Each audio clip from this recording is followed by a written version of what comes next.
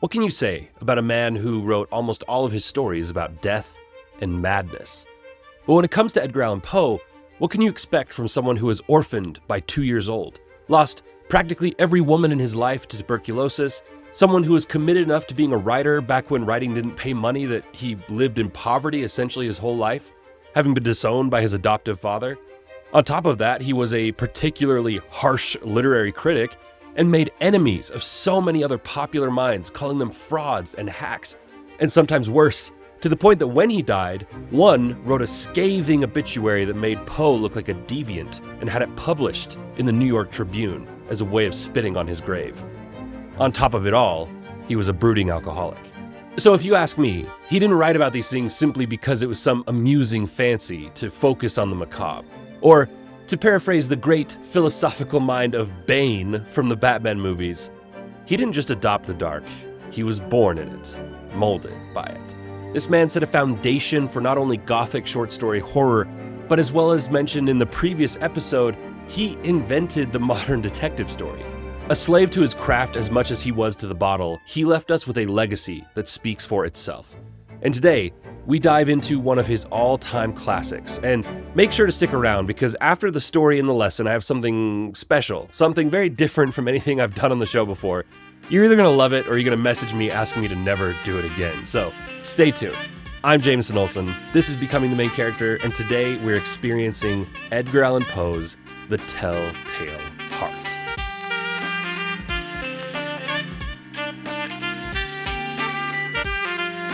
Now, before we dive in, just my apologies, I'm getting over a cold. I tried to suck down as much Dayquil as I could to clear things up before recording, but not quite there, so we push forward. Now, I just wanted to preface what I'm going to do with this episode, because it's a little different. Because, first of all, the story is so short, and secondly, it's entirely a monologue. One person talking about their POV. So instead of me rewriting it, which would just feel kind of pointless, I'm just going to read it to you. It'll take about 10 minutes. It's old enough that it won't feel like modern English, but it's by no means Shakespeare level of distant language. And then, if you stick around, I've got something that should help you be able to understand the story even more in our modern context. True, nervous, very, very dreadfully nervous I have been and am. But why will you say that I am mad? The disease had sharpened my senses, not destroyed, not dulled them. Above all was a sense of hearing acute. I heard all things in heaven and in the earth. I heard many things in hell. How then am I mad? Hearken and observe how healthily, how calmly I can tell you the whole story. It is impossible to say how first the idea entered my brain, but once conceived, it haunted me day and night. Object there was none, passion there was none. I loved the old man. He had never wronged me. He had never given me insult. For his gold I had no desire. I think it was his eye. Yes, it was this. He had the eye of a vulture, a pale blue eye with a film over it. Whenever it fell upon me, my blood ran cold, and so by degrees, very gradually, I made up my mind to take the life of the old man, and thus rid myself of the eye forever. Now, this is the point. You fancy me mad. Madmen know nothing. But you should have seen me. You should have seen how wisely I proceeded, with what caution, with what foresight, with what dissimulation I went to work. I was never kinder to the old man than during the whole week before I killed him. And every night, about midnight, I turned the latch on his door and opened it. Oh, so gently. And then, when I had made an opening sufficient for my head, I put in a dark lantern, all closed, that no light shone out, and then I thrust in my head. Oh, you would have laughed to see how cunningly I thrust it in. I moved it slowly, very, very slowly, so that I might not disturb the old man's sleep. It took me an hour to place my whole head within the opening, so far that I could see him as he lay upon his bed. Ha! Would a madman have been so wise as this? And then, when my head was well in the room, I undid the lantern cautiously. Oh, so cautiously, for the hinges creaked. I undid it just so, much that a single thin ray fell upon the vulture eye. And this I did for 7 long nights, every night, just at midnight. But I found the eye always closed, and so it was impossible to do the work, for it was not the old man who vexed me, but his evil eye. And every morning when the day broke, I went boldly into the chamber and spoke courageously to him, calling him by name in a hearty tone and inquiring how he passed the night. So, you see, he would have been a very profound old man, indeed, to suspect that every night, just at 12, I looked in upon him while he slept. Upon the 8th night, I was more than usually cautious in opening the door. A watch's minute hand moves more quickly than did mine. Never before that night had I felt the extent of my own powers, of my sagacity. I could scarcely contain my feelings of triumph. To think that there I was, opening the door little by little, and he not even to dream of my secret deeds or thoughts. I fairly chuckled at the idea, and perhaps he heard me, for he moved on the bed suddenly, as if startled. Now, you may think that I drew back, but no. His room was as black as pitch with the thick darkness, for the shutters were close-fastened through fear of robbers. And so I knew that he could not see the opening of the door, and I kept pushing it on steadily. I had my head in and was about to open the lantern when my thumb slipped upon the tin fastening, and the old man sprang up in bed, crying out, "Who's there?" I kept quite still and said nothing. For a whole hour I did not move a muscle, and in the meantime I did not hear him lie down. He was still sitting up in the bed listening, just as I have done night after night, hearkening to the death watches in the wall. Presently I heard a slight groan, and I knew it was a groan of mortal terror. It was not a groan of pain or of grief. Oh, no. It was the low, stifled sound that arises from the bottom of the soul when overcharged with awe. I knew the sound well. Many a night, just at midnight, when all the world slept, it has welled up in my own bosom, deepening with its dreadful echo. The terrors that distracted me, I say I knew it well. I knew what the old man felt and pitied him, although I chuckled at heart. I knew that he had been lying awake ever since that first slight noise, when he had turned in the bed. His fears had been ever since growing upon him. He had been trying to fancy them causeless, but could not. He had been saying to himself, "It is nothing but the wind in the chimney. It is only a mouse crossing the floor," or "It is merely a cricket which has made a single chirp." Yes, he had been trying to comfort himself with these suppositions, but he had found all in vain because death, in approaching him, had stalked with his black shadow before him and enveloped the victim, and it was the mournful influence of the unperceived shadow that caused him to feel, although he neither saw nor heard, to feel the presence of my head within the room. When I had waited a long time, very patiently, without hearing him lie down, I resolved to open a little, a very crevice in the lantern, so I opened it. You cannot imagine how stealthily, until at length a simple dim ray like the thread of the spider shot from out the crevice and fell full upon that vulture eye. It was open, wide open, and I grew furious as I gazed upon it.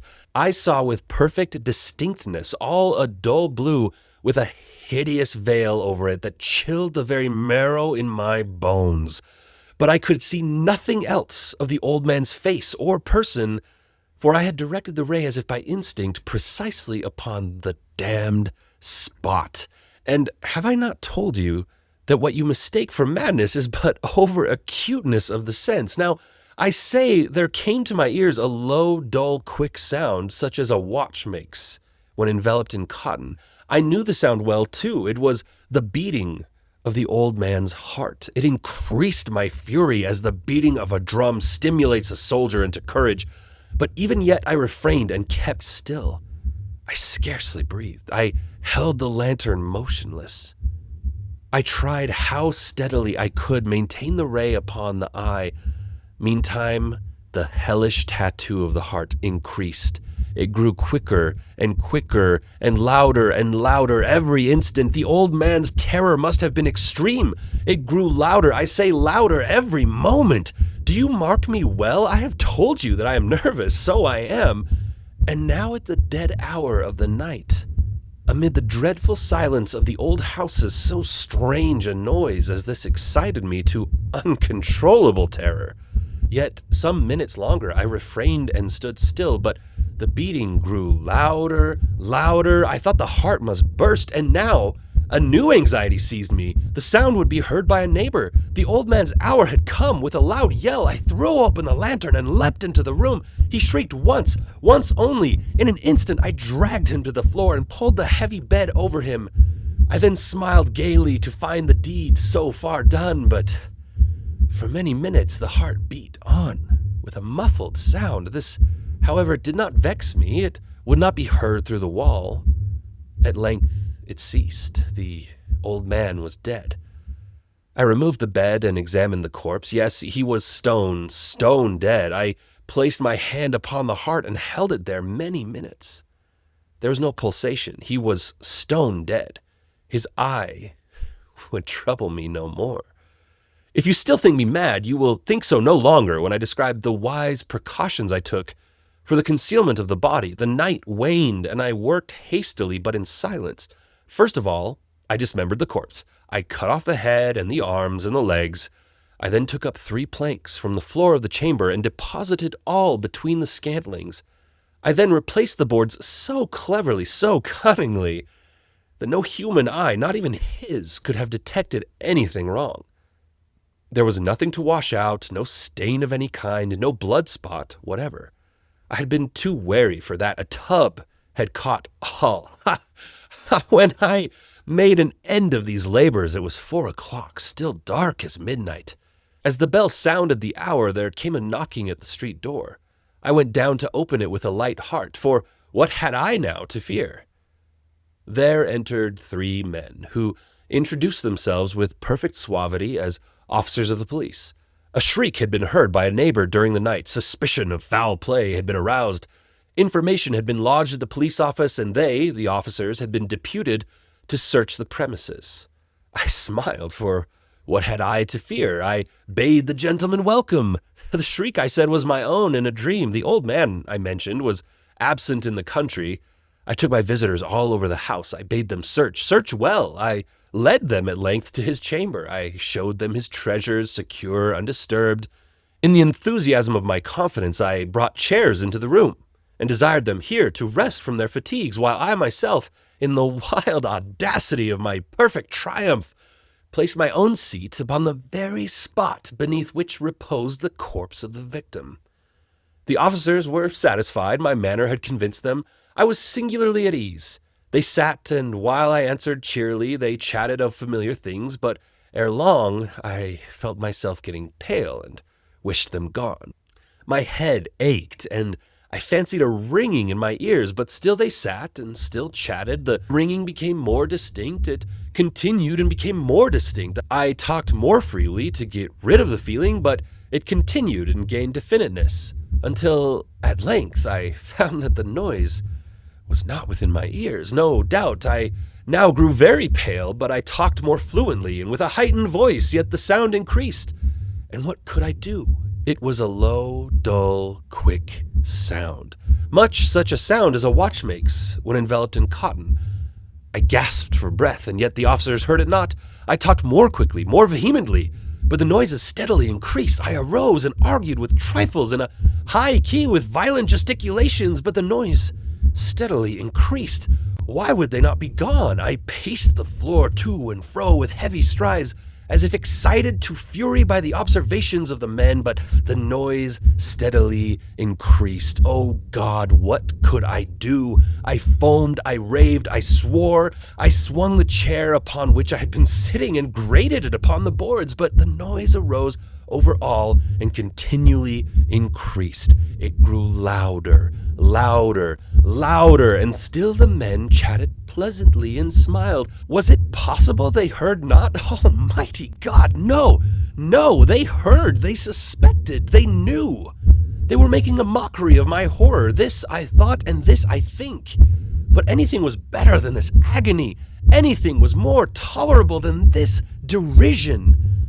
I could bear those hypocritical smiles no longer. I felt that I must scream or die, and now, again, hark! Louder, louder, louder, louder! Villains! I shrieked. Disassemble no more, I admit the deed. Tear up the planks, here, here!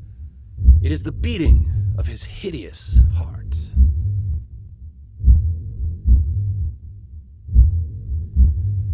I tell you, between stories like this and some of the horror movies I've been watching lately, one character archetype I find absolutely fascinating is the descent into madness, where the character is hyper aware of their choices and actually frames the narrative as if they are now enlightened.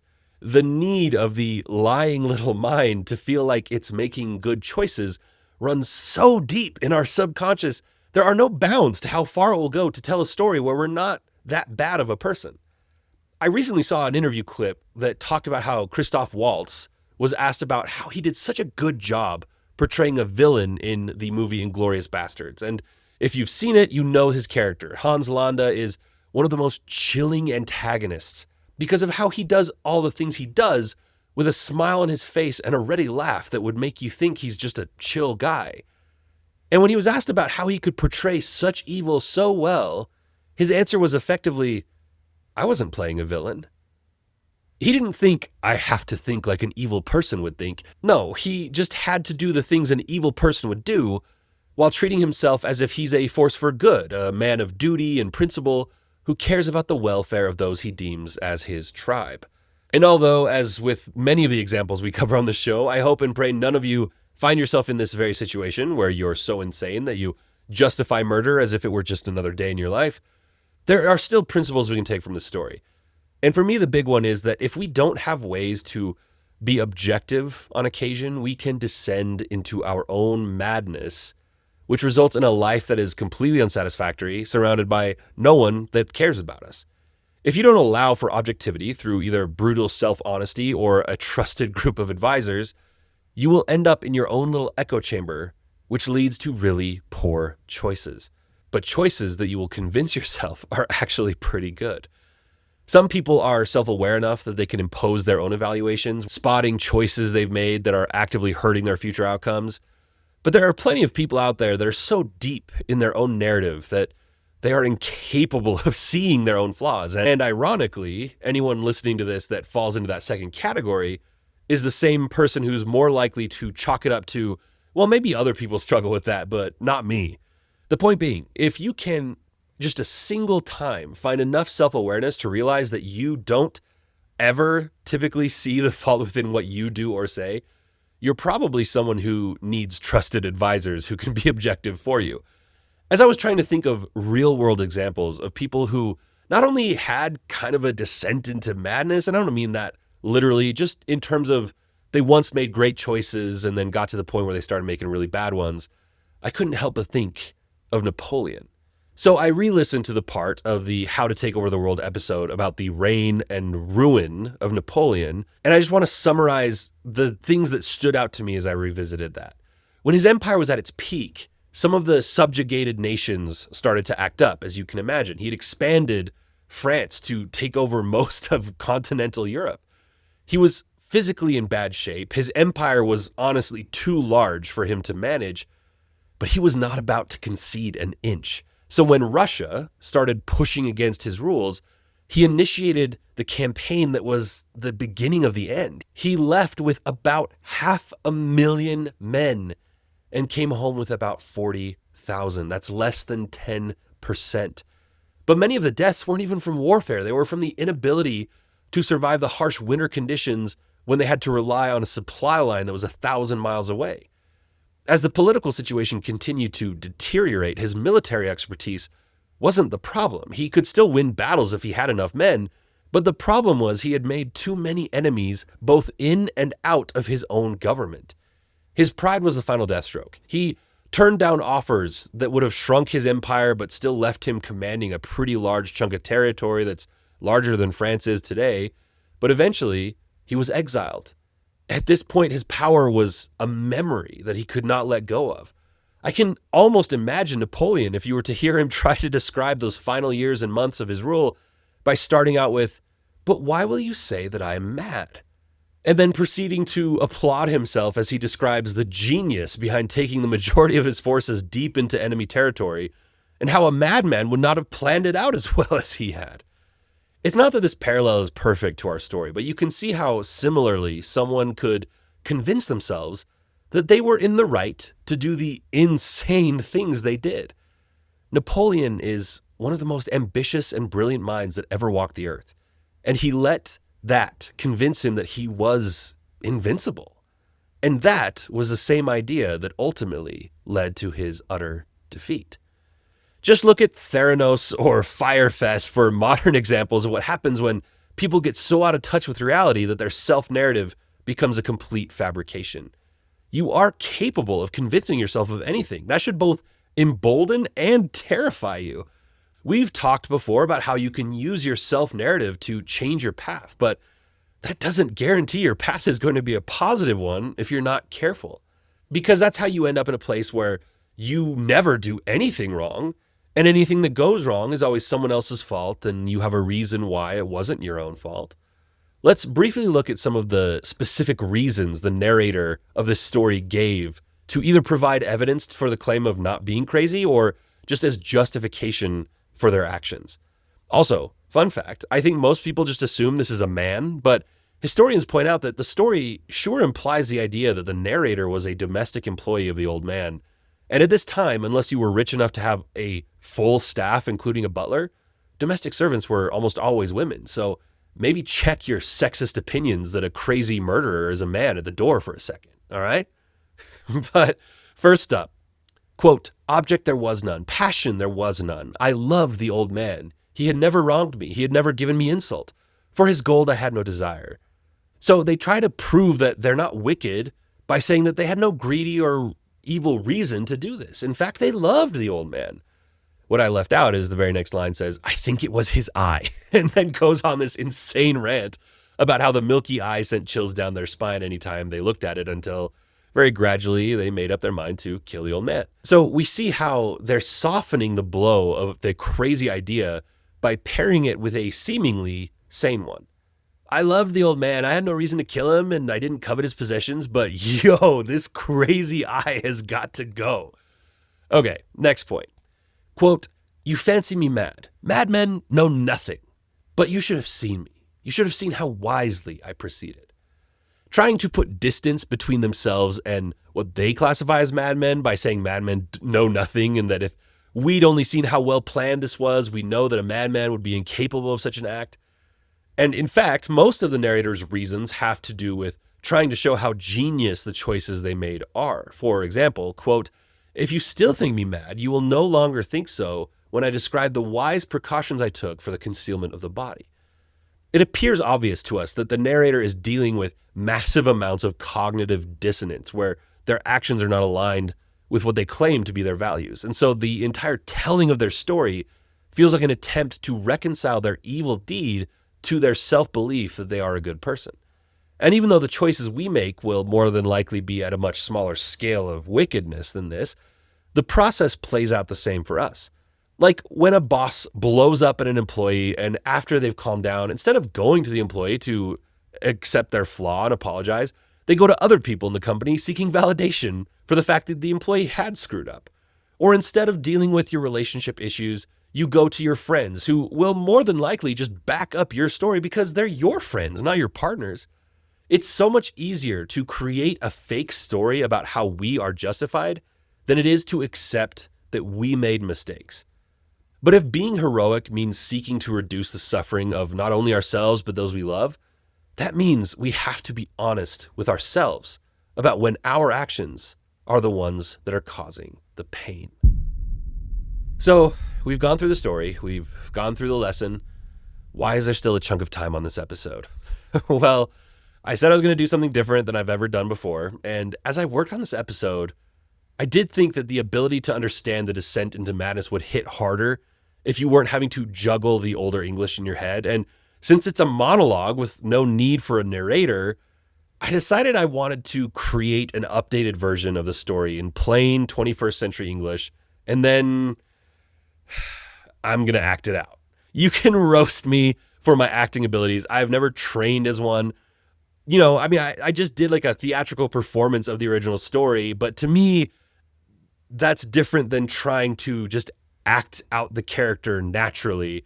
The different voices I've done in the show are the closest thing I've done to acting, but I just wanted to give it a shot to actually embody this narrator using modern language. So now that you know the lesson, listen to the story of the Telltale Heart as if it happened in the 21st century, and hopefully I can do a decent job of portraying the self-justification that the narrator has to use in order to convince themselves that they are not crazy. Yeah, it's true. I've always been a nervous person, still am, but that doesn't mean I'm crazy. Why do people always jump to that? If anything, I'm sharper because of it, more aware. My senses are like tuned up, especially my hearing. I can hear everything. I swear I can even hear things going on in heaven and sometimes maybe even things going on in hell. So tell me, does that sound like madness to you? No. Then just listen. Listen carefully and you'll see how calmly and clearly I can explain everything that happened. I honestly can't tell you when the idea first came to me. It wasn't like a flash of inspiration, more just like something that appeared. And once it did, it never left me. It followed me around all day and it kept me awake at night. It wasn't because I hated the old man. I didn't. I actually really liked him. He never done anything wrong to me, never insulted me. I didn't even care about his money. It was the eye. It was that damn eye. He had this pale blue eye with a cloudy film over it. I'm pretty sure he was blind in that eye. It looked just like a vulture's. Whenever it looked at me, I felt the blood inside of me turn cold. Ooh, just thinking about it gives me the creeps. So eventually, very slowly, I made up my mind. I was going to end his life, and with it, that eye. You probably think this sounds insane, but that's where you're wrong. A crazy person doesn't plan things this carefully. You should have seen how smart I was about it, how patient, how precise. I was never kinder to the old man than during that week before I killed him. Every night, right around midnight, I'd quietly open his bedroom door and peek in. I'd do it so slowly you wouldn't believe it, just enough to slip my head through. You'd have laughed if you saw me. It would take me an hour just to open the door wide enough to see him lying on his bed. An hour. Imagine that. That's how careful I was. Would a crazy person be careful? I don't think so. When my head was finally in, I'd turn on my phone's flashlight and have it covered up with my hand, and then I'd spread my fingers just a tiny bit until a single thin beam of light fell across that awful eye. I did this every night for a week, always at midnight, but the eye was always closed, and it wasn't the old man himself that made me angry, it was the eye, so I couldn't do it if that eye was closed. Not yet, anyway.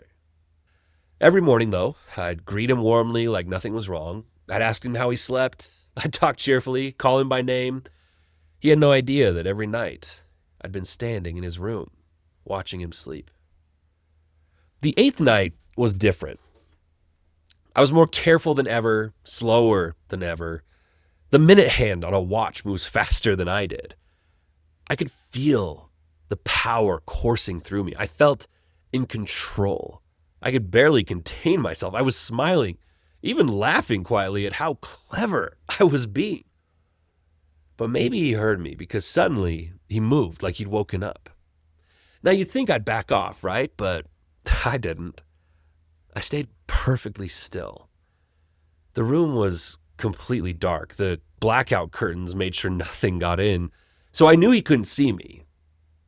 I kept pushing the door open, steady as ever.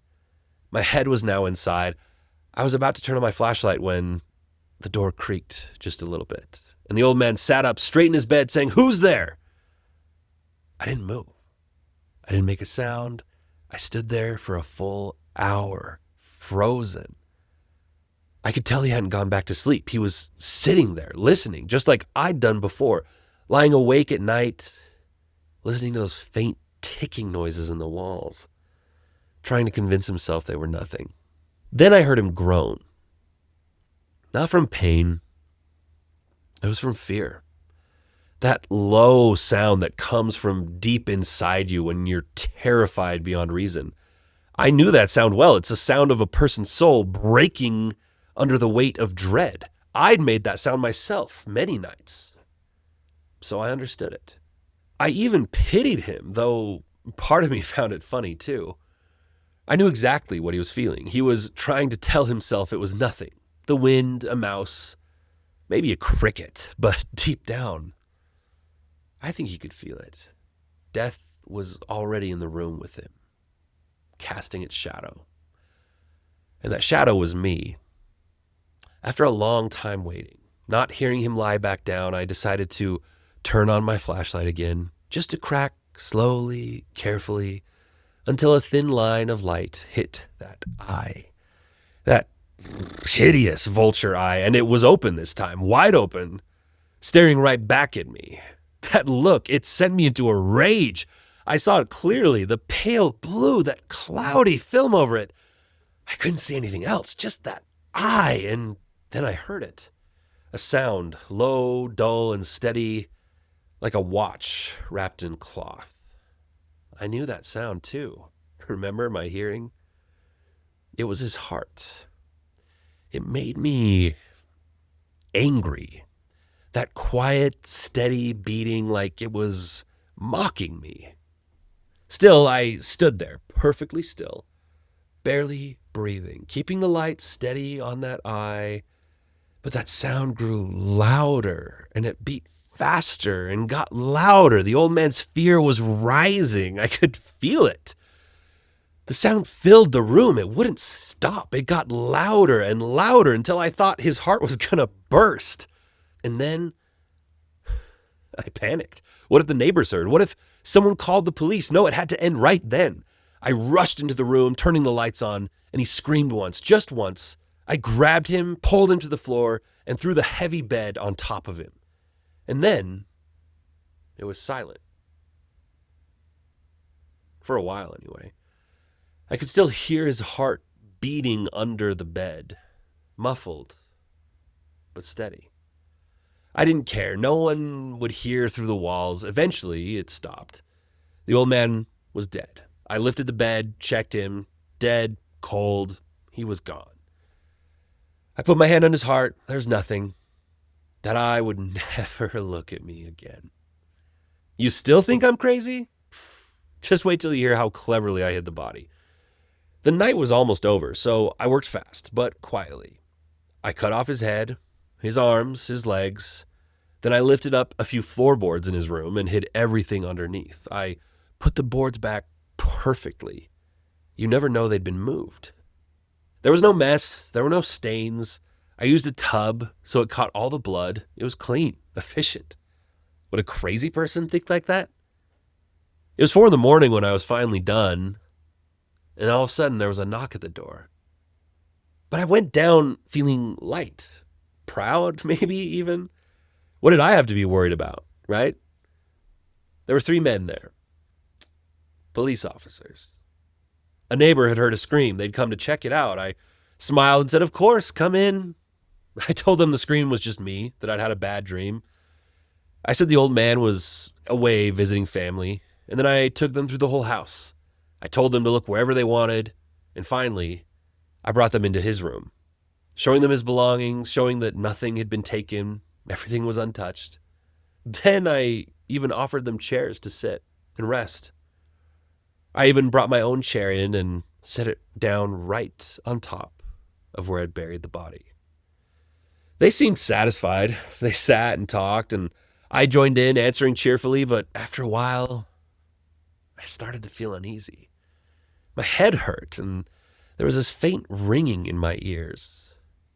I wanted them to leave, but they didn't. The ringing was getting louder, sharper. I started talking faster to drown it out, but it stayed. It wasn't in my head. It was real. I tried to stay calm, but I could feel my pulse racing, so I talked louder. I laughed even, but the sound wouldn't stop. It got clearer, a dull, steady thumping, like a heartbeat. My breath caught. The officers didn't seem to notice, but I started talking faster. The sound grew louder. I stood up, started pacing, waving my arms, talking nonsense, but the sound just grew louder. Why weren't they leaving? I was thinking. Why were they still smiling, still chatting like everything was fine? They knew. They had to know. They were mocking me, laughing inside. They heard it too. The heart. It was unbearable. I couldn't take those smiles another second. Anything was better than that sound. Anything. Fine, I shouted. It's in there, pointing to the floorboards. You win. Tear it up. It's right there. It's the old man's heart. Okay, for better or for worse, there it is. J-Mo's acting debut on BTMC. All I know is I had fun with it. Not only thinking how to say the words, but what body language I could use to transition from cool and collected to paranoid and defensive. If you were listening on a platform without video, I don't know if you missed much, but you could look for this on YouTube if you want to see it. But now that I've done everything in my power to help you see how naturally we defend our own actions without objectivity present, I hope you can see the need to not get so lost in your own narrative that you make the choices that end up leading to your downfall. Protagonists, I've only got one extra nugget in this episode because you guys have an entirely different bonus episode live on your feed. I go over another Poe story that has left an impression on me ever since I first read it in high school. That is live now, and if you haven't signed up for the Protagonist Edition and want to get bonus episodes as well as deeper dives into the stories I cover on the show, link is in the description to sign up for that. But that does it for A Telltale Heart. Thank you for tuning in, and the exciting part is we're not even done with our spooky season, guys. We have one more novel coming out before Halloween, so we'll see you back here for that. But for now, I'm Jameson Olsen. This has been Becoming the Main Character. Thank you for listening. Thank you for supporting the show. I hope you have a wonderful day, and we'll see you back here for our next episode.